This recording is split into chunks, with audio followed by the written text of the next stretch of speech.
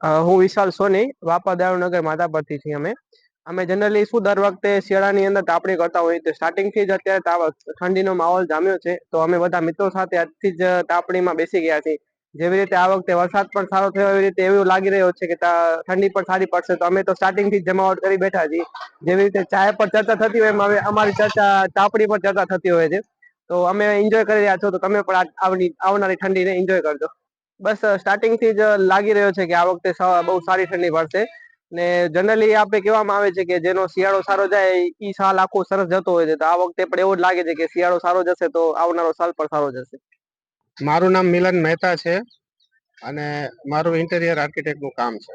બસ સરસ ખુશનુમા ઠંડીની શરૂઆત થઈ ગઈ છે અને સારું ઠંડુ હજી જોઈએ એવી ઠંડી નથી પડી જે કચ્છની પ્રખ્યાત છે, પણ ધીરે ધીરે ઠંડીની શરૂઆત થઈ ગઈ છે. થોડી મોડી છે પણ શરૂઆત થઈ ગઈ છે.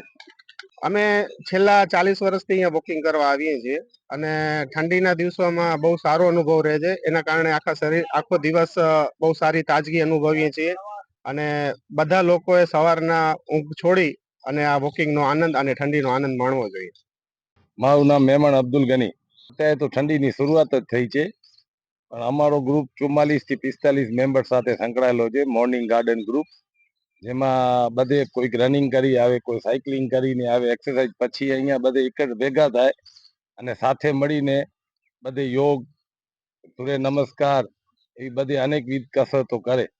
આપણું શરીર આપણો હેલ્થી રહે, માનસિક રીતે તંદુરસ્ત રહીએ, આપણે સ્વસ્થ રહીએ, આરોગ્ય આપણું જળવાય, અનેક ફાયદાઓ છે.